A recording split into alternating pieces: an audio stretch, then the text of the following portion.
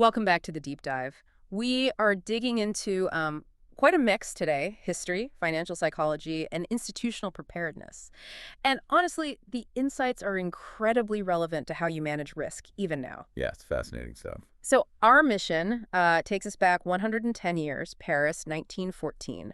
And we're asking this really striking question: how can something private, emotional, like a murder, a scandal, actually trigger a huge public run on the financial system? We're really looking at a moment where the whole French financial setup didn't wobble because of war, not yet anyway, or even like bad economic data. No, it was about belief, a sudden, devastating crack in collective belief. And what's so interesting about the sources we're using is how they almost treat fear and memory as if they're tradable assets themselves. They pull back the curtain on this, well, unique mix of things happening that summer. Intense political drama, real public terror. And also surprisingly sophisticated planning by the institutions behind the scenes. Right. So our goal here is kind of twofold. First, understand that invisible power, collective belief in finance. And Second, pull out four, let's say, pretty solid principles you can use right now to build up your own resilience, financially, but also emotionally. okay, so picture this, because this is the image that really stuck with me.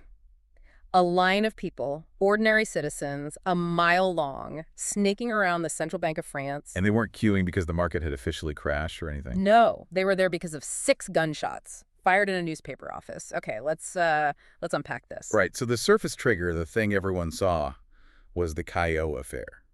Quite notorious at the time. Yeah, Joseph Caillaux. He was Yeah. a big deal in France, right? Former prime minister. And crucially, finance minister in the run-up to World War I.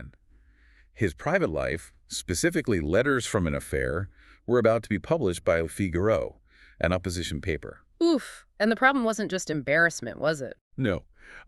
Apparently these letters hinted at more than just personal stuff. Sensitive state information, maybe even political corruption. So when the editor, Gaston Calmette, wouldn't back down, Madame Henriette Caillaux, the minister's wife, took matters into her own hands. quite literally, marched into the Le Figaro office, pulled out a gun, fired 6 times, killed Calmette on the spot. A crime passionnel, as they called it, but it instantly became this huge political bomb. Exactly. And that private scandal, that very personal act of violence, it immediately exposed a system-wide vulnerability. Why, though? How does a private affair, even a murder, shake the financial system? Well, the sources really hammer this point home. Yeah.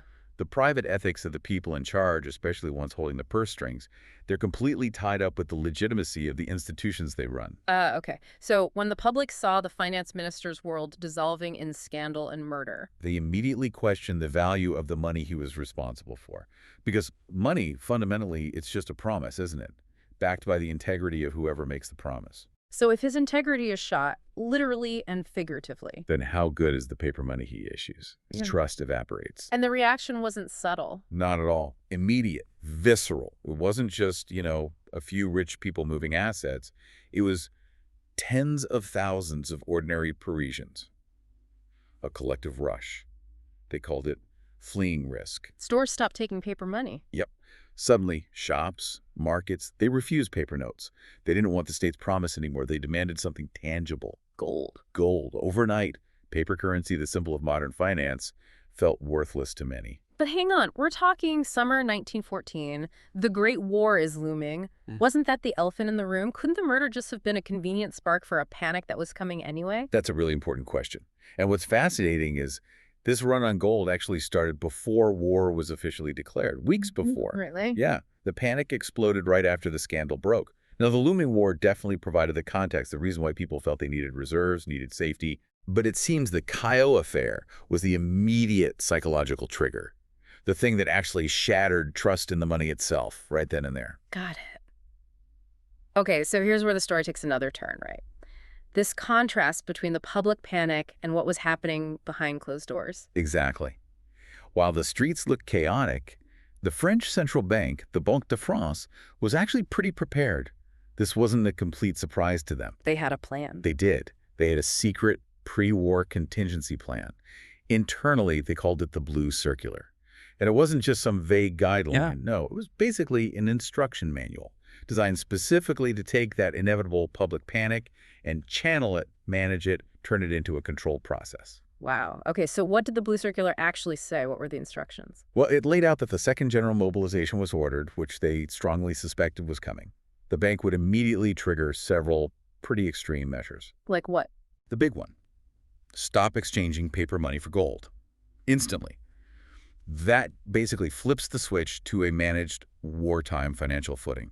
Strict controls on money movement, freezing credit, that sort of thing. So slam the brakes on the gold withdrawals. Precisely. And their planning went beyond just policy. They thought about the physical assets, too. The gold itself. Yeah. Our sources talk about this incredible secret operation to move 1,300 tons of gold out of Paris to safety. 1,300 tons. It's staggering. And that contrast really is the core lesson here, isn't it? On the surface, you have this social drama, all raw emotion, but underneath, deep institutional discipline, ready to absorb the shock. So it's not about preventing panic, because maybe you can't. It's about rehearsing for it. Having a plan B ready so the panic doesn't tear everything down. That's it, exactly. Good institutions transform panic into controlled order. Which brings us to the underlying mechanics. Because financial systems aren't just spreadsheets and algorithms, are they? Not at all. They're fundamentally about social psychology, operating within the rules set by institutions. So let's break down these laws that this 1914 event reveals. Why does financial belief fracture like this? Okay, the first one we can call the law of legitimacy. You touch on it. Money is a collective promise, right? Right. When the legitimacy of the body making that promise, the government, the central bank, maybe even a key leader starts to crumble, maybe due to scandal or corruption or just instability. Yeah. That promise instantly feels weaker. The leader's integrity is like the collateral for the currency. In a very real sense, yes. If that collateral looks shaky, the currency looks shaky. That explains a lot of modern market jitters around political uncertainty, even when the economic numbers haven't changed yet. Exactly right. It's the market doubting the promise maker. Yeah. Okay, second, the law of herding and information cascade. This is about how fear spreads. Like wildfire. Yeah, one person pulls their gold out, maybe out of genuine fear or maybe just caution, but then others see them, and thousands follow. Not because they have new information. But because they assume the first person must know something they don't. If everyone's running, there must be a fire. Precisely. The action of the crowd becomes the signal, replacing actual data. Individual fear morphs into this collective declaration of distrust. We see that amplified incredibly fast with social media today, don't we? Oh, absolutely. The speed is just phenomenal now. Okay, third, the law of the memory anchor. The French public in 1914 weren't just reacting to that specific moment. History played a part. A huge part. They had deep, collective bad memories, historical traumas around paper money failing, going back generations, even to the Revolution. This wasn't just stuff in history books. It was almost embedded in their financial reflexes. So past betrayals prime the pump for future panic. Exactly. It anchors their emotional reaction. When things get shaky, the default instinct is to run back to what felt safe last time in their case, gold. Past failures act as triggers if you've been burned by something before. You're quicker to flee next time, even if the situation is different. Right, regardless of the current facts, sometimes. And the fourth law ties back to the banks, the law of institutional muscle. Preparation matters. The blue circular. The blue circular, having large gold reserves readily available, having rehearsed scenarios. All this creates shock absorption capacity. A strong, prepared institution offers a counter-narrative to the social panic. It says, we expected this, we have a plan. Okay. So if the market really is this mirror reflecting a nation's ethics, its memories, its institutional strength, what does this incredible story mean for you listening right now? How do we build our own internal stability so we don't just get swept away by the herd? That's the key question. We can actually translate those four systemic laws into four foundations for personal resilience. Let's call them the four foundations of stability. Okay, I like that. What's the first one? First, the integrity foundation. This echoes the law of legitimacy. If you hold trust maybe in your family, leading a team at work, managing a client's account, your private consistency, your character, it's actually part of your public capital. Asset. The belief people have in you, whether it's your team, your partner, your clients, it rests on the consistency between your personal ethics and what you promise or represent publicly. Your word, your promise. It needs to be backed by character collateral. So this isn't just about avoiding some huge public scandal. It's about day-to-day reliability. Absolutely. It's about whether people trust your word when things get tough. How do you audit that? Maybe look at your last few significant commitments. Did you follow through? Was your word reliable, even when it was inconvenient? If the answer is maybe not, then you've effectively issued personal paper money with no gold backing. That's a good way to put it. Okay, second, the trust foundation. This links to reputation. Your greatest asset, arguably, isn't just your savings or investments, it's your reputation. Why is this so valuable? Because a good reputation acts like a low interest rate on everything you do. Think about it. Partners trust you more readily. Teams follow your lead with less resistance. Clients stick by you during downturns. It reduces friction. And losing that trust. Means you constantly have to borrow credibility at a very high cost. You're always proving yourself, revalidating. It's exhausting and inefficient. Reputation as a low-interest loan on risk. I really like that framing. It helps clarify the real value. Okay, third, personal institutional capacity. This is your personal blue circular. My own contingency plan. Exactly. It means thinking through potential risks in your career, your finances, even your health, and defining your responses before crisis hits. What are your non-negotiable principles, your red lines? So it's more than just an emergency fund. Yes, the fund is part of it, absolutely. But it's also about having rehearsed, mentally at least, how you'll react. It's acting as if you've practiced for the storm. Can you give a practical example? Sure. Maybe deciding now, while things are stable, that you'll never take on a project that compromises your core ethical values, no matter the financial reward. Or defining up front how much financial risk you're truly willing to accept before changing strategy. That pre-commitment is your personal institutional principle. It stops you making panic decisions later. Okay, that makes sense.